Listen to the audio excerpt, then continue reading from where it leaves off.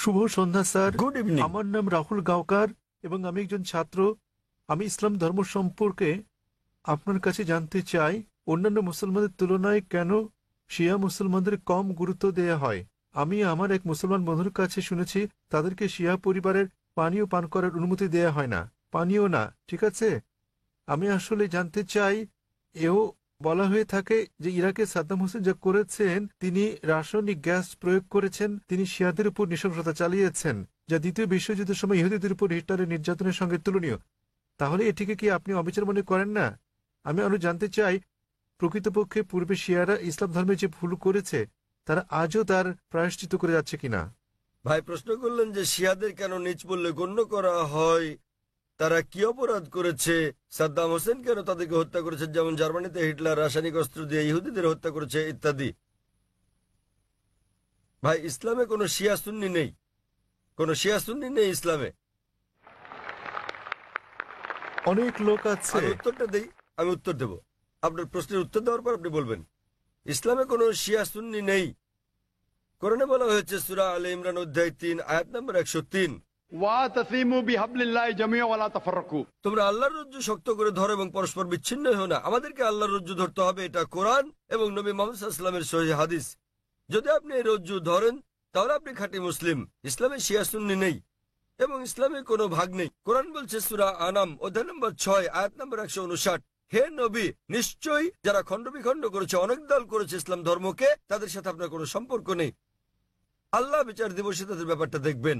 এবং আমাদের নবী মুহাম্মদ সাল্লাল্লাহু আলাইহি ওয়াসাল্লাম বলেছেন যে মুসলিমদের মধ্যে 73টি দল হবে, এর মধ্যে কেবলমাত্র একটি দল যাবে জান্নাতে।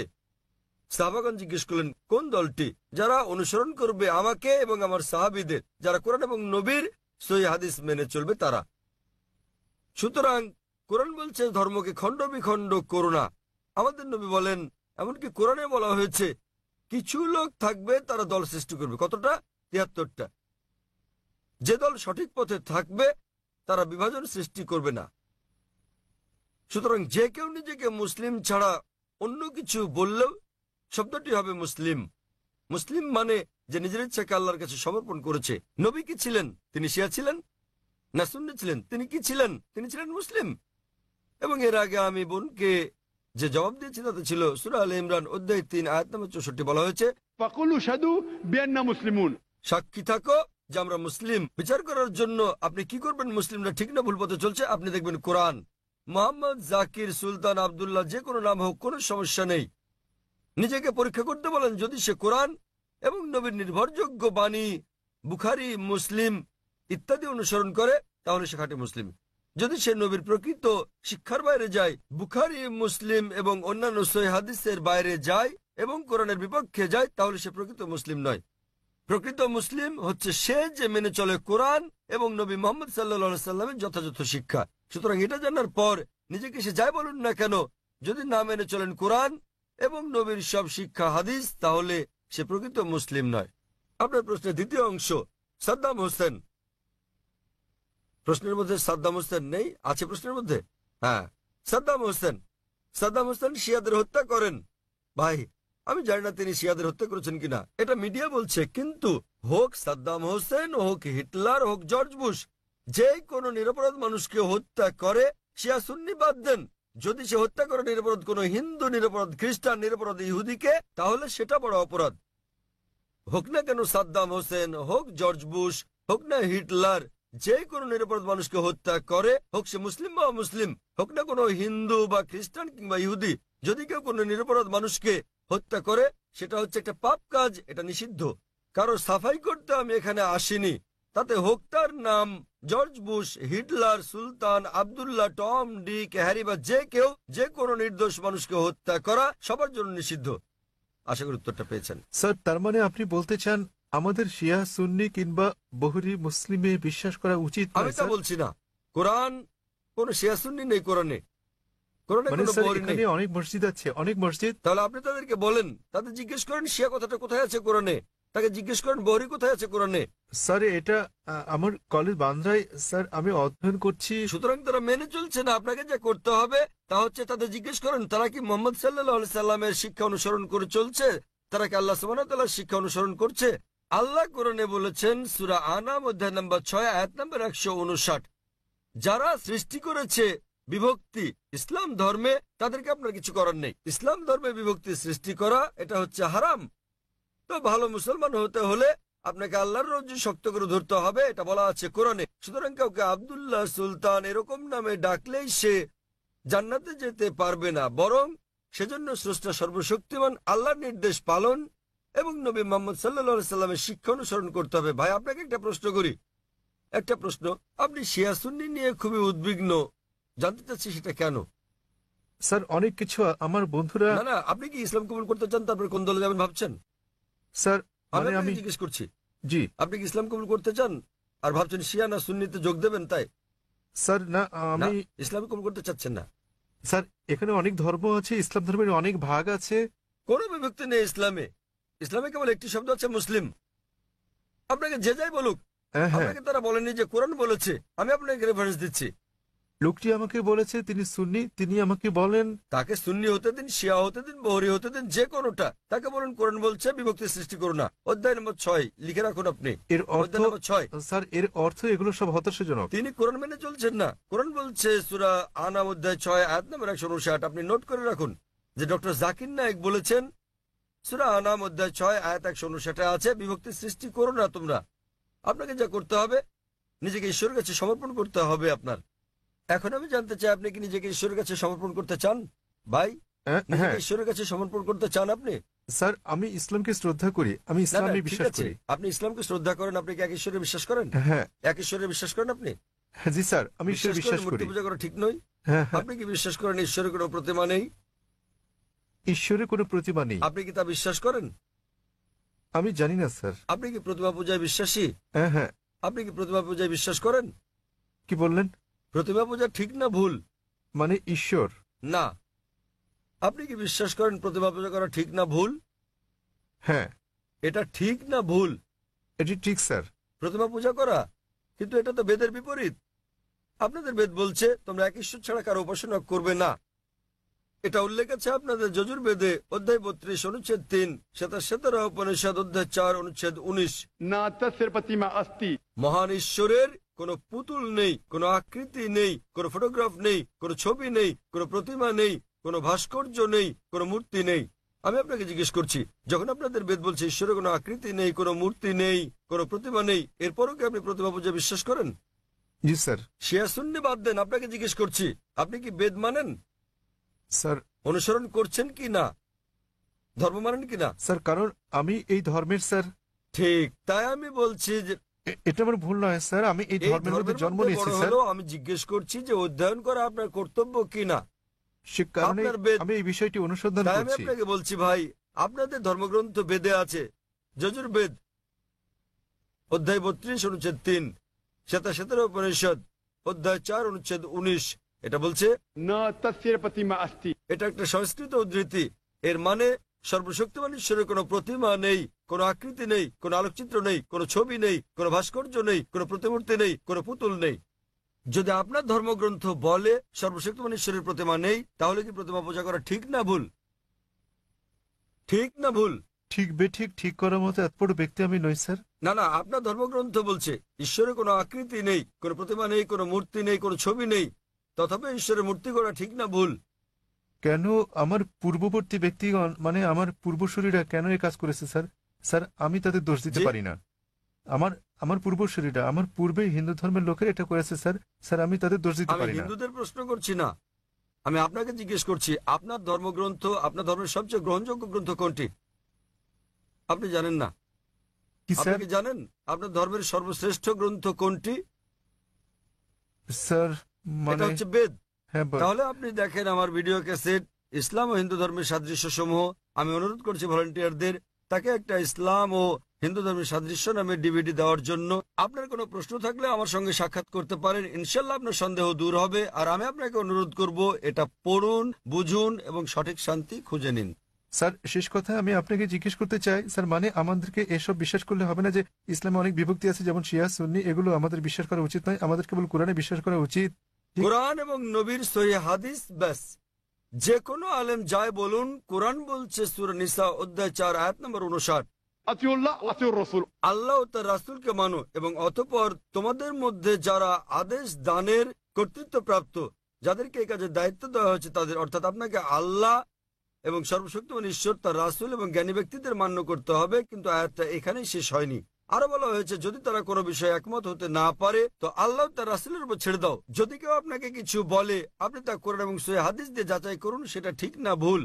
এ কারণে যে কোনো আলেম যাই বলুক না কেন তার কোনো মূল্য নেই ইসলামে। স্যার আমাদের সেখানে বিষয় হচ্ছে আল্লাহ সর্বশক্তিমান ঈশ্বর ও তার বার্তাবাহক। কোন আলেম কিছু বললে তা যদি কোরআন এবং সহিহ হাদিসের সঙ্গে মিলে তো আমরা গ্রহণ করি, আর যদি কোরআন হাদিসের বিপরীতে হয় তা প্রত্যাখ্যান করি।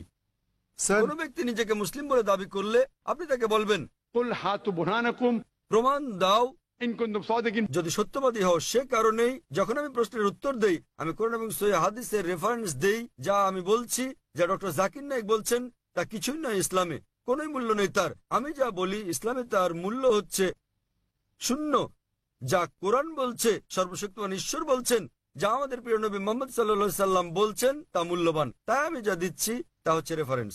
যারা জানেন না আমি তাদের রেফারেন্স দিচ্ছি। আমার উত্তরের ভিত্তি কোরআনের বিভিন্ন আয়াতের শিক্ষা, আমার জবাবের ভিত্তি নবীর বাণী, সহিহ বুখারী খণ্ড নাম্বার ইত্যাদি প্রমাণ হিসেবে। সুতরাং তারা যা বলেন তার মূল্য আছে, আমি যা বলি মূল্য নেই।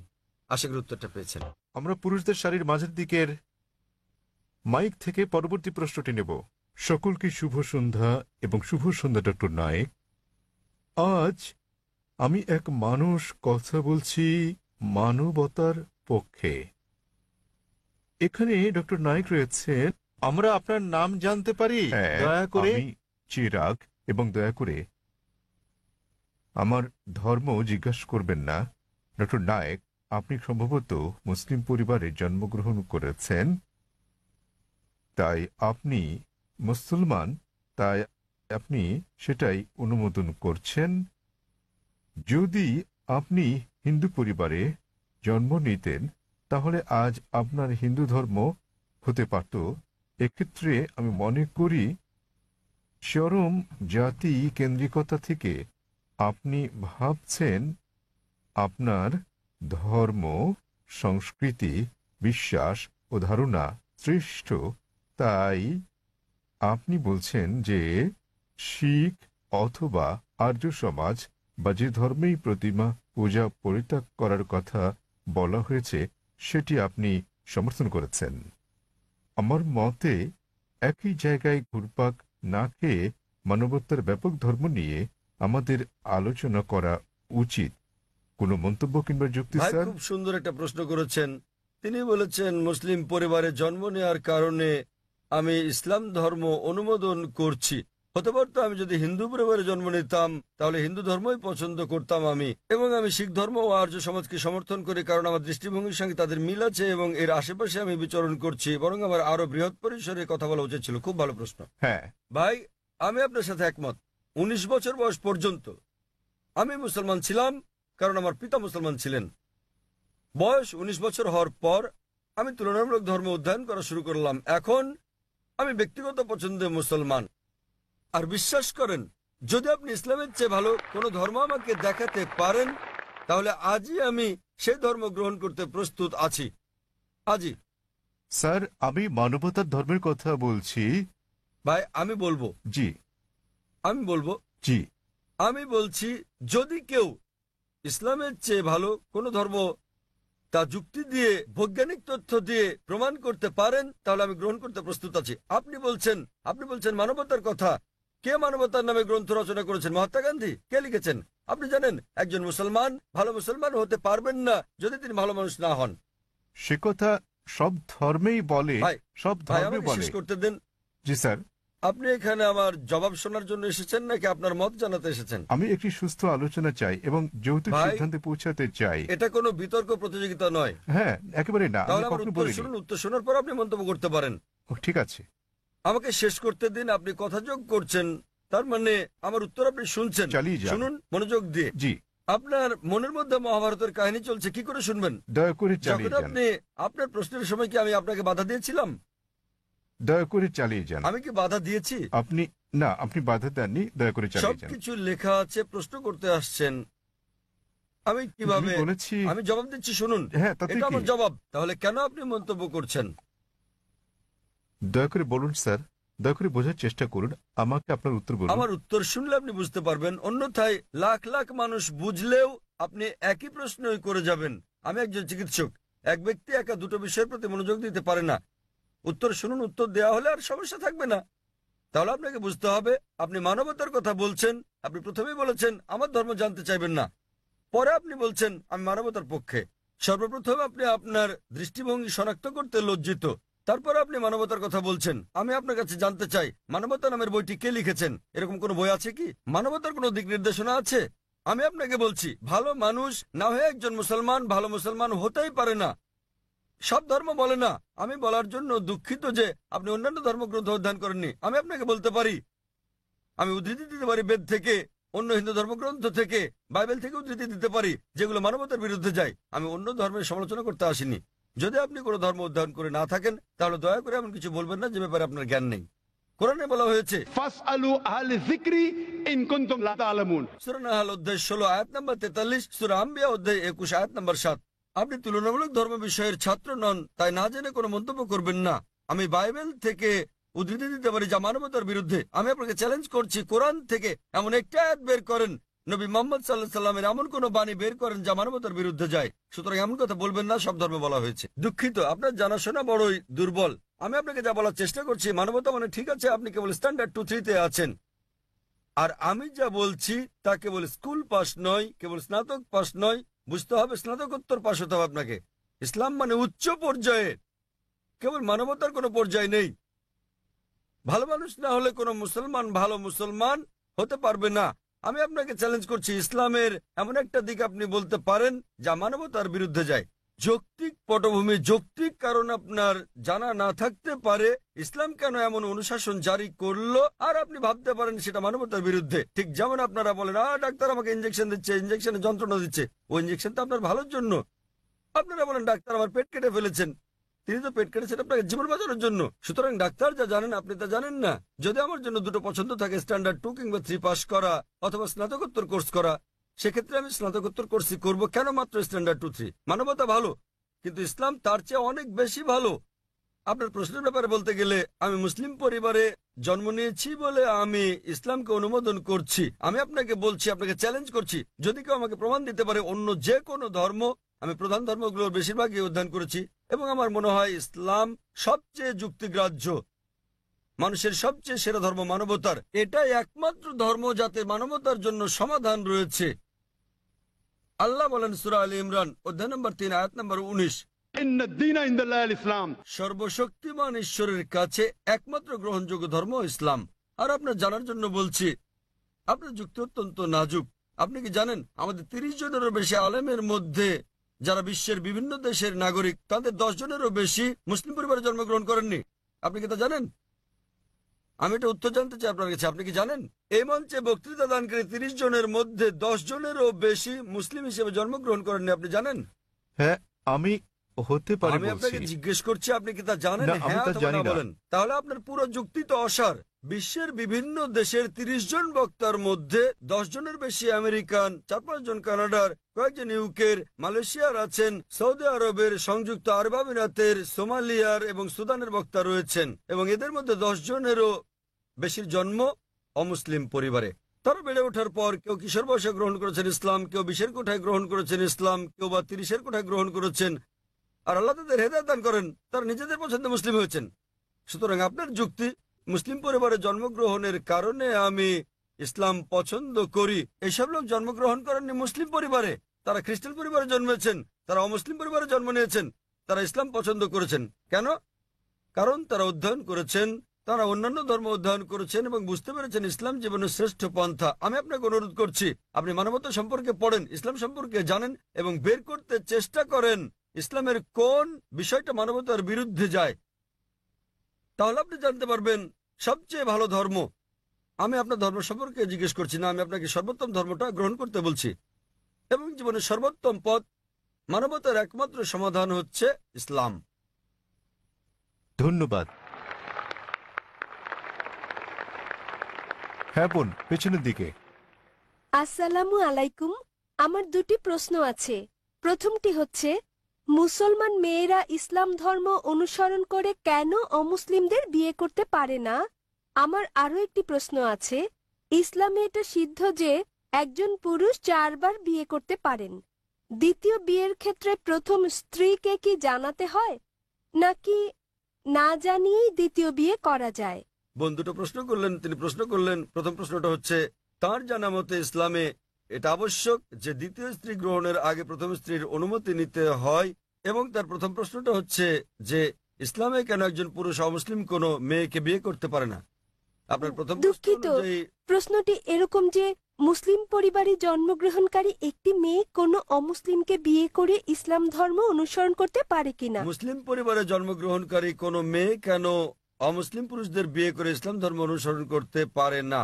কারণটা হচ্ছে এটা আমাদের স্রষ্টা আল্লাহ সুবহানাহু ওয়া তাআলার নির্দেশের বিপরীত। আল্লাহ বলেছেন পবিত্র কোরআনে সূরা বাকারা অধ্যায় নম্বর 2 আয়াত নম্বর 221 যে তোমরা মুশরিককে বিয়ে করো না যতক্ষণ না সে ঈমান আনে, মূর্তি পূজারীকে বিয়ে করো না, অবিশ্বাসীকে বিয়ে করো না যতক্ষণ না সে ঈমান আনে। এমনকি যারা ঈমান এনেছে তারা যদি কৃতদাস হয়, যারা ঈমান আনেনি তাদের চেয়ে ওই ঈমানদার অনেক অনেক ভালো।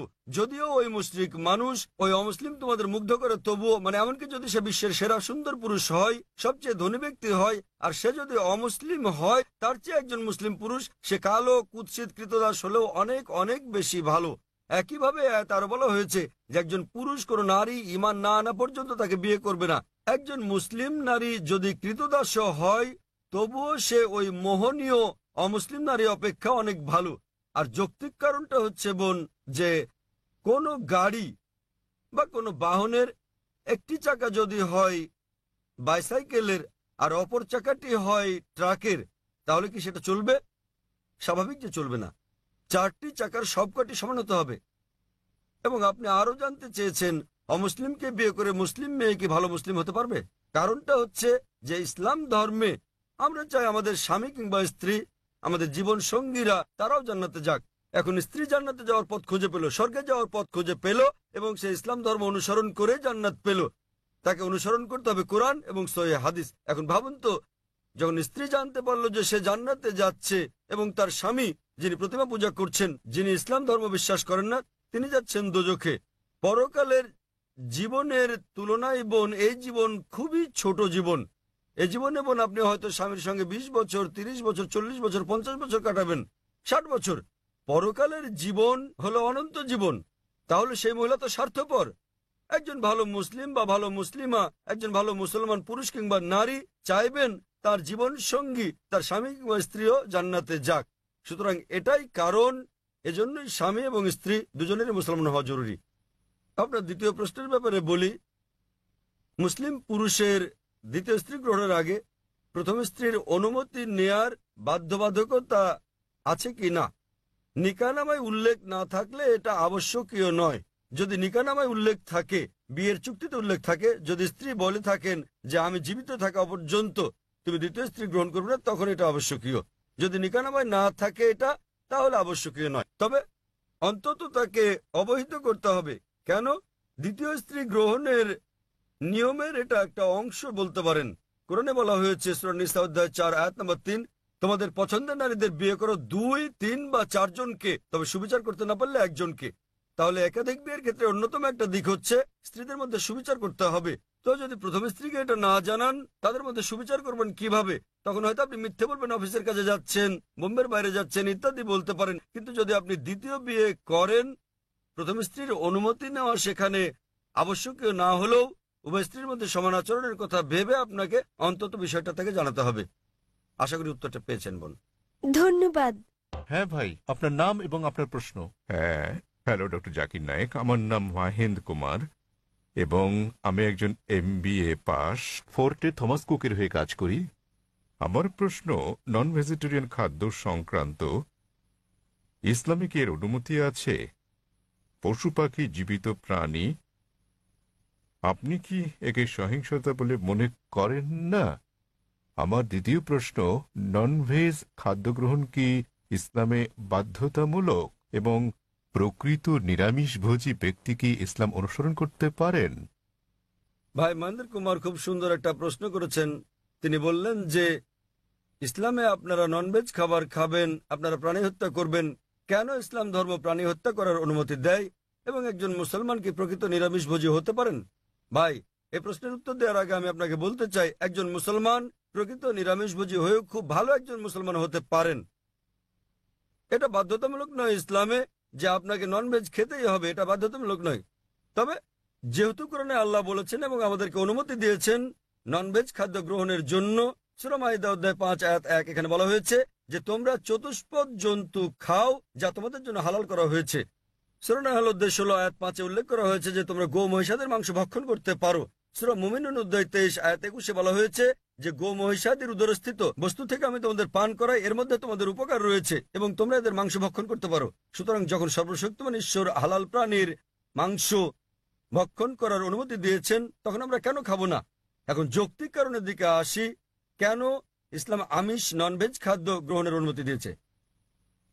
যদি ননভেজ খাদ্যকে বিশ্লেষণ করা হয়, দেখা যাবে এগুলো প্রোটিন সমৃদ্ধ। মানব দেহে 23 প্রকার অ্যামিনো অ্যাসিডের প্রয়োজন রয়েছে, যার 8টি মানব দেহে তৈরি হয় না, খাদ্য দিয়ে এগুলোর চাহিদা মেটাতে হয়। এগুলো অত্যাবশ্যকীয় অ্যামিনো অ্যাসিড নামে পরিচিত। এখন এই 8 প্রকার অত্যাবশ্যকীয় অ্যামিনো অ্যাসিডের সবগুলো কোনো শাকসবজির মধ্যে একসঙ্গে পাওয়া যায় না, কেবলমাত্র মাংসের মধ্যে পাওয়া যায়। সেজন্য কোনো প্রাণীর মাংস শাকসবজির তুলনায় অধিক বেশি পুষ্টিকর। এছাড়াও যদি আপনি বিশ্লেষণ করেন, যদি আপনি তৃণভোজী প্রাণীদের দাঁতগুলো ভালো করে দেখেন, যেমন গরু, ছাগল, ভেড়া, এদের দাঁতগুলো চ্যাপ্টা, এরা কেবল তৃণভক্ষণ করে, মাংস খায় না। যদি আমরা ভালো করে দেখি মাংসাশী প্রাণীগুলোর দাঁত, যেমন বাঘ, চিতাবাঘ, সিংহ, দেখতে পাবো এদের দাঁতগুলো তীক্ষ্ণ, তাদের ক্যানাইন দাঁত আছে। এরা কেবল মাংস খায়, তৃণজাতীয় খাদ্য খায় না। যদি আমরা মানুষের দাঁতগুলো বিশ্লেষণ করি, আমরা আয়নার সামনে গিয়ে ভালো করে দেখি আমাদের মানুষের চ্যাপ্টা এবং তীক্ষ্ণ দু ধরনের দাঁতই রয়েছে। যদি সর্বশক্তিমান ঈশ্বর আমাদের কেবলমাত্র শাকসবজি খাওয়ানোর ইচ্ছে করতেন, তাহলে কেন তিনি আমাদের ক্যানাইন দাঁত দিলেন? কেন তিনি আমাদের তীক্ষ্ণ দাঁত দিলেন? কিসের জন্য? স্বাভাবিকভাবে বোঝা যায় প্রাণীজ খাবার খাওয়ার জন্য, মাংস খাওয়ার জন্য। এছাড়াও যদি আমরা মানুষের পরিপাকতন্ত্র বিশ্লেষণ করি, যদি আমরা এটাকে তৃণভোজী প্রাণীগুলোর সঙ্গে তুলনা করি, গরু, ছাগল, ভেড়া, দেখা যাবে এরা কেবল তৃণ হজম করতে পারে। মাংসাশী প্রাণী বাঘ, চিতাবাঘ, সিংহ, এদের পরিপাকতন্ত্র কেবল মাংসজাতীয় খাদ্য হজম করতে পারে, তারা তৃণ হজম করতে পারে না। মানুষের পরিপাকতন্ত্র দুটোই হজম করতে পারে। মানুষের আছে ক্ষুদ্রান্ত, বৃহদান্ত্র। এটা শাকসবজি হজম করতে পারে, মাংস হজম করতে পারে, দুটোই হজম করতে পারে। সর্বশক্তিমান ঈশ্বর যদি আমাদের কেবল শাকসবজি খাওয়াতে চাইতেন, তাহলে তিনি কেন আমাদের এমন পরিপাকতন্ত্র দিলেন যা উভয় হজম করতে পারে? বিশ্লেষণে দেখা গেছে হিন্দুদের অনেকের ধারণা যে হিন্দু ধর্ম মাংস জাতীয় খাদ্য খাওয়া নিষিদ্ধ করেছে।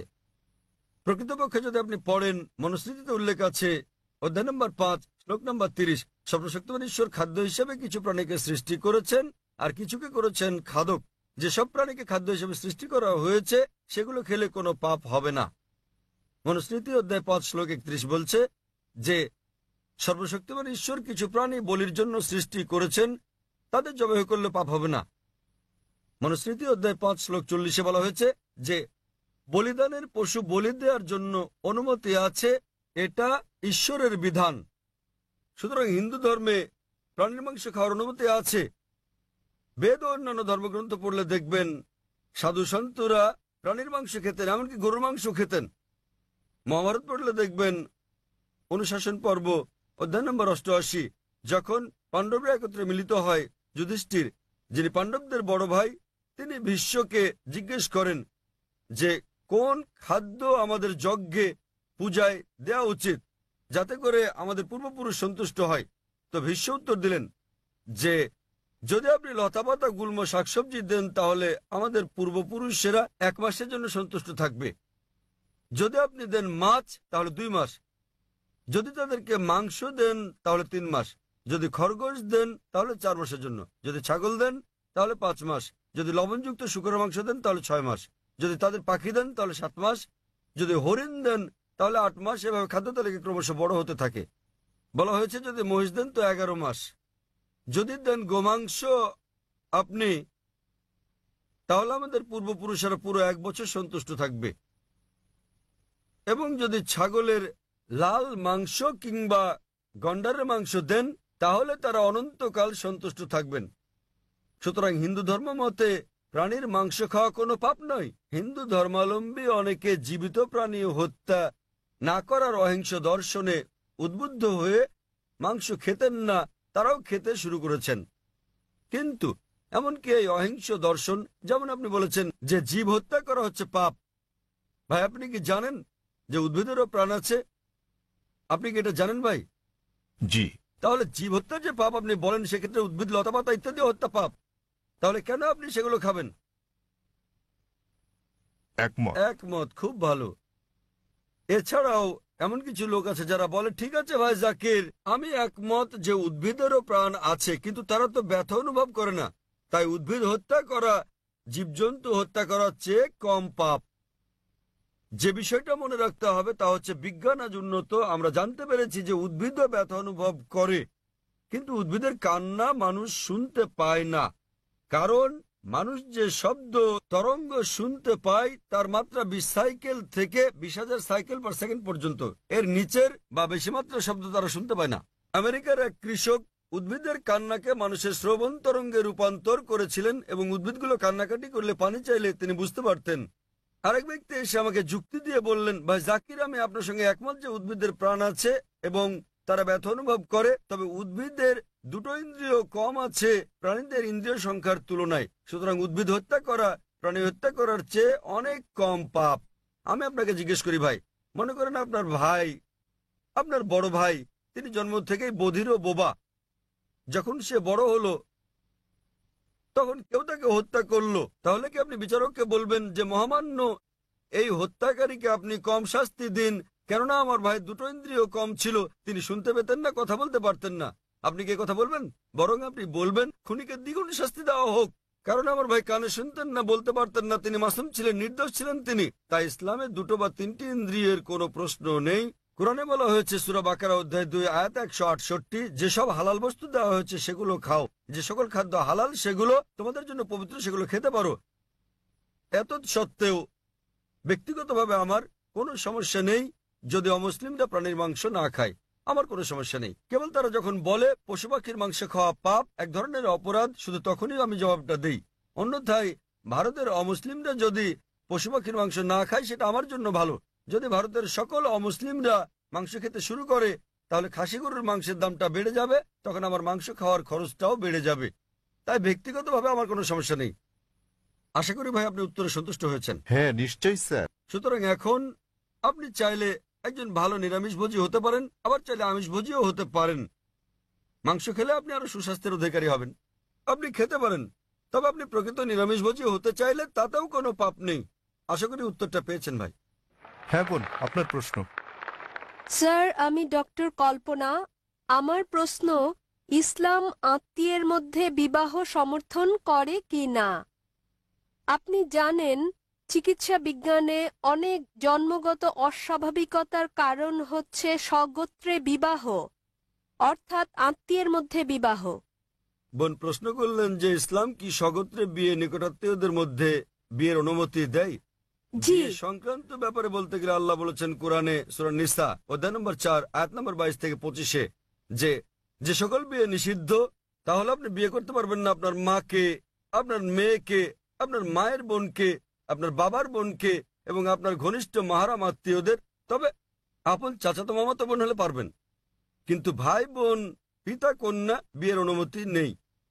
আপন চাচাতো মামাতো হলে অনুমতি আছে। আজ বিজ্ঞান আমাদের বলছে যদি আপন ভাই বোনে বিয়ে হয় সেক্ষেত্রে অস্বাভাবিকতার সম্ভাবনা অনেক বেশি থাকে, জন্মগত সমস্যা হতে পারে। সুতরাং সরাসরি ভাই বোন, পিতা কন্যা, মা আর ছেলে, পিতাপক্ষের চাচা, আপন চাচা, বাবার বোন ইত্যাদির মধ্যে বিয়ে হলে অস্বাভাবিকতার সম্ভাবনা খুবই বেশি থাকে। তাই ইসলাম এইসব বিয়ে নিষেধ করেছে, কিন্তু আপন চাচাতো মামাতো হলে অনুমতি আছে। ইসলাম এটার অনুমতি দিয়েছে। আর বিজ্ঞান আজ আমাদের বলছে এমনকি চাচাতো মামাতো ফুফাতো ভাই বোনের ক্ষেত্রেও এর সম্ভাবনা আছে, তবে খুবই কম। জন্মগত সমস্যা হতে পারে যদি দুই ব্যক্তি, পুরুষ মহিলা অপরিচিত হয়, তারা যদি পরস্পরের আগে থেকেই আত্মীয় নাও হয় তবুও জন্মগত সমস্যা হতে পারে। তাহলে বোঝা যাচ্ছে জন্মগত সমস্যা কেবল আত্মীয়ের মধ্যেই হয় না, তবে সমস্যা অত্যাধিক বেশি থাকে সরাসরি আপন ভাই বোন বাবা অথবা মা আপন চাচা হলে আপন চাচাতো মামাতো ফুফাতো ভাই বোনের মধ্যে সম্ভাবনা কিছুটা বেশি অপরিচিতের তুলনায়, তবে পার্থক্যটা খুবই ক্ষীণ। তবে আহমদ শাকরের মতো এরকম একটা হাদিস আছে, যে হাদিসে প্রিয় নবী বলেছেন যে অব্যাহতভাবে বংশানুক্রমে আপন চাচাতো মামাতো ফুফাতো ভাই বোনের মধ্যে বিয়ে করো না।